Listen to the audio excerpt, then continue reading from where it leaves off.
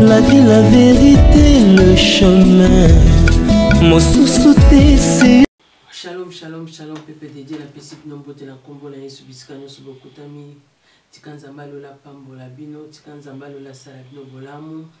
Yo na eto partager sous thème moko, nzamba tikasi na ngai le autre kolobela comment faire pour que ma prière soit exaucée. Thème na biso alelo yango wana. Je vais totengi na Romains 10 chapitre 9, totengi na combo la yesu. Bible biso si tu confesses de ta bouche le Seigneur Jésus et si tu crois dans ton cœur que Dieu l'a ressuscité des morts, tu seras sauvé. Car c'est en croyant du cœur qu'on parvient à la justice. Et c'est en confessant de la bouche qu'on parvient au salut, selon ce qui est dû l'Écriture. Ndenge ni nakolo ko sala po te lo sambolanga iza exaucer thème na biso alelo yango wana. Pour prière non ils allaient exaucer peut-être au mitou na ba question comment na obondela comment na osenga likambo be pa nzambe nzamba zo répondre ngai te comment nzambe bandana bana ko sengelo ko yesu tamulai na zo réponse te yango na ko talisa olelo comment ndenge nini ko ko sala po te nzambe ayoka losambola yo de to tshikotanga na Romains ayoka losambola yo basenga ka moto oyo yebi atana mokito mona moto oyo yebite po senga ye kozala ma ba difficulté osala o kozala pe gêné po senga moto yebite mais moto oyebi kozala facilité ya kosenga ye loko parce que oyebi ndenge mo pe na nzambe eloko liboso senge na okosala fo koyeba liboso nzambe fo ondimela nzambe oyo ozoke kosenga eloko fo ondimela ye fo oyeba ye il faut d'abord connaître Dieu avant osenga ye eloko okoyi kosenga moto oyo yebite so osengi pe akozala facilité pe akopesa ote parce que pe ayebi ote akozala ba doute pe akopesa même moto oyo ayebi po apesa yo akozala ba doute akopesa ndenge moko pe fo oyeba moto po apesa yo eloko moto yebi pete okozala pe na soni ya kosenga ye eloko faut koyeba eloko liboso faut koyeba nzambe faut ko confesser neto tikotanga awa si tu confesses de ta bouche Seigneur Jésus-Christ et si tu crois dans ton cœur que Dieu l'a ressuscité des morts, tu seras sauvé. Et là, il faut confesser dans mon Jésus-Christ de Nazareth. On dit m'appelle à mon thème, que Nzamba sekuse na kati ya bakufi. Soko ndimi yangwana nde okobika. Loka liboso ko sala ngwana ndimela Yesu lokola kolope mobikisi na bomo na yo ndoko mona ete prière na yo ekozala exaucer eloko liboso yangwana il faut croire basenga moto yo yebe eloko liboso ndimela Yesu lokola mokonzi pe mobikisi na yo eloko mibale po nzamba yo kalosambo na yo totangi na Psaume 37 verset 4 totangi na kombo na Yesu Bible zo yebisa biso fais de l'Éternel tes délices et il te donnera ce que ton cœur désire. Et le papi bail pour tes zamba yo kalo sambo na yo sepeli sans nzambe yo ko pousa na liboso nzambe to zo senga yo eloko nzamba zo mona etamboli na yo eza mabe ozo senga nzambe pambola ngai tombola ngai salanga bo nzamba zo mona na motema na yo lipambola na ozo senga nzamba pambola po yo prouver batu ke ndo bonga po prouver batu po nyokola batu basala yo mabe nzamba zo mona motema na yo bénédiction ozo senga lipambola ozo senga eza po yo prouver batu ndeko nanga yeba ke nzamba oyo kalo sambo na yo te ba pambola yo po sala batu mabe po prouver batu po sala yango vanta po lakisa ke ndo za nango nzamba opambola yo te tango ozo senga eloko pa nzambe linga ozala peto po te nzamba pesa yo apesa ondenge to tukotanga fait de l'Éternel tes délices et il te donnera ce que ton cœur désire c'est pe lisan nzambe po te nzamba pesa ope ozo senga e soko ozo tambola na via masumu otambola kana via koina otambola kana via kotonga ya koboma ya kindumba ya moyibi ya masumu ndenge na ndenge oyo sala kande konanga bisiko okutami yo moko yebi Toko zo senga nzambe loko tellement que vina weza na masumu vina weza na bosoto nzamba kopesa yote nzamba koyoka losambo la yote ndenge bible zo yebisa biso libondela muta masumu esala makele na mato ya nzambe soko zo senga nzambe sengelo za la peto ko senga ete po prouver batu ko senga ete po la kisa batu mutu msoko za ko senga bazela osenga nzamba pesa obana bozo senga nzamba pesa obana na po prouver batu ke ndo za mwasa mabota oseka ba obaza na bana te nzamba opesa ote ozo senga nzamba pambola polobi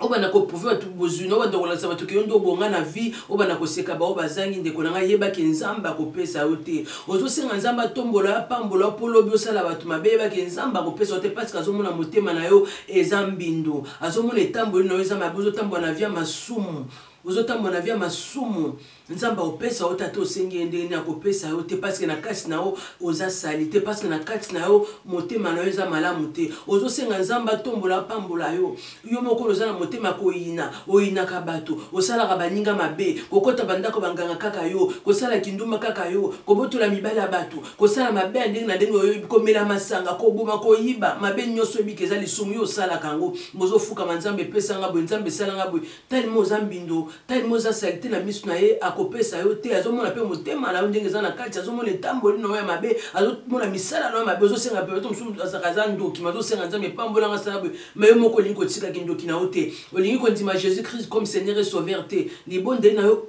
ekozala exaucé te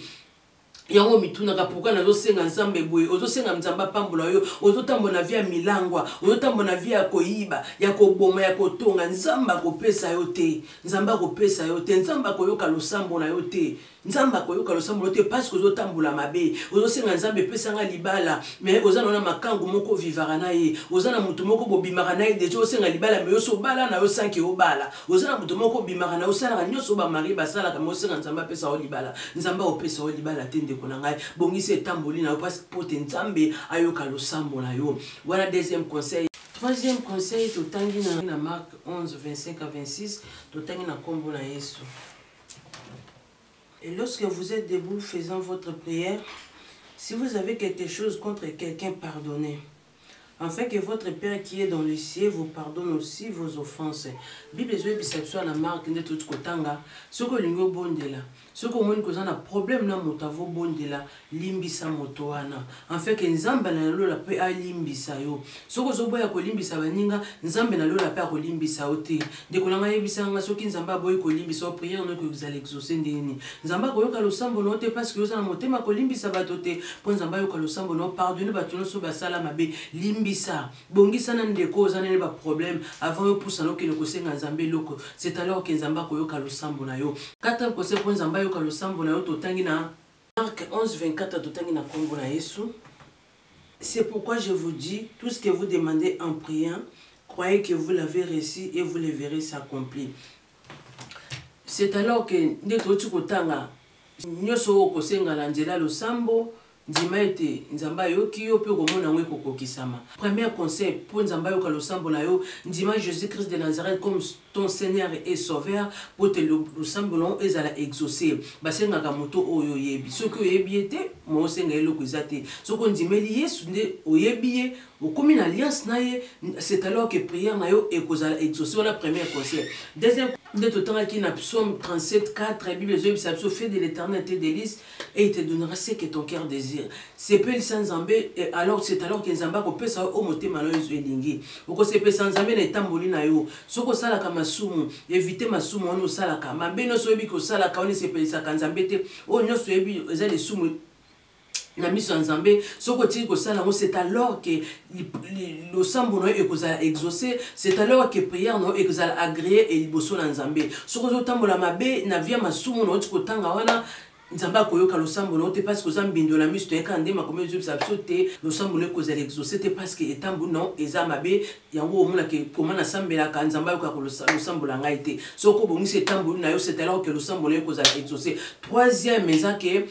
limbisa vosenga nzambe limbisa bato kangena na motema limbisa bato basala mabe senga bolimbisi na bato bosala mabe bongisa na bato yo sala mabe pe limbisa bato oyo basala yo mabe c'est alors que oko sepelisa nzambe c'est alors que nzamba ko yoka akolimbisa pe masumu na yo posoko alimbisi masumu na yo te losambo no pe kozala exaucer. Quatrième conseil Bible Sabso tout ce que vous demandez en priant croyez que vous l'avez reçu et vous le verrez s'accomplir. Oyambi Jésus-Christ comme ton Seigneur et Sauveur. Premier conseil pour nzamba yoka losambo na yo. Deuxième conseil etamboli na yo ezala malamu tambola na kobanga nzambe tika masumu nde nzamba ko yoka losambo soko zo tambola via masumu ato sengi nzambe nde nzamba ko pesa ote parce que etamboli za malamu te. Troisième conseil eza limbisa bato no soto o kanga na mitema limbisa bato yo sala mabe limbisa bato basolo mabe c'est alors que ko sepelisa nzambe de Bible ebisi biso na Psaume 37 verset 4 fais de l'éternel tes délices et il te donnera ce que ton cœur désire. C'est alors que se pète sans Zambé na marche na yo. Quatrième conseil de Trotanga Awa na Marc 11 24 Bible Sabiso. Quoi je vous dis tout ce que vous demanderez en priant croyez que vous l'avez reçu et vous le verrez s'accomplir. De Marc 11, 24, yebisi biso nyonso tokosenga na nzela libondeli tondima ete nzamba yoki biso pe tokomona ngo ekokokisama. Yeba eke soko obongisi 3 marches na wana obongisi na nzambe obongisi na batu. C'est alors que tant okosenga nzambe yeba ke zala siko na kondima. 3e, 4e kose zala siko za kondima. Yeba ke nde na sengi nzambe na zana etambo na ngeza malamu na bongisi na batu na limbisi batu et puis na yebi nzambe na zobelela na yebi nzambe na yekosenga na yembe lokola mokonzi mo bix nanga. C'est alors que nzamba ko yoka lo 4e conseil pour nzamba yoka lo sambo no zala na kondima ete nyoso yo senge na zela libondeli yeba eke nzamba yoki yo pe okomona ngo ekokokisama. Ce kondima ezate moyepe lo sambo no ezala exaucer ekozala te foza na kondima ete nyoso na singi po peut-être tu kotanga na Marc 11 24 yebisi biso ce que vous demanderez en priant croyez que vous l'avez reçu et vous le verrez s'accomplir. Yeba ke nde na bongisi na nzambe na bongisi na batu na bongisi etambo nanga na yebi pe nzambe lokwa mokonzi mo bix nanga Jésus-Christ de Nazareth. C'est alors que nzamba koyoka lo sambo nanga zana kondima ke nyoso yo sengi ye nzamba yoki yo pe okomona yango ekokokisama na vie na yo kondima na yo nde ko sala ete prière non ezala exaucer kondima ozala kondima te lo sambo no pe kozala exaucer te. Conseil eza pona yo eza pona ngai eza pona yo esunga yo eza pe po esunga ngai conseil oso to tiango en pratique. C'est alors que tokomona loboka nzambe ko sala ba vie na biso. C'est alors que tokomona prière na biso ekozala exaucer na miso nzambe. Tika nzamba apambola moto no so landi message oyo tokutanya la prochaine. Bye.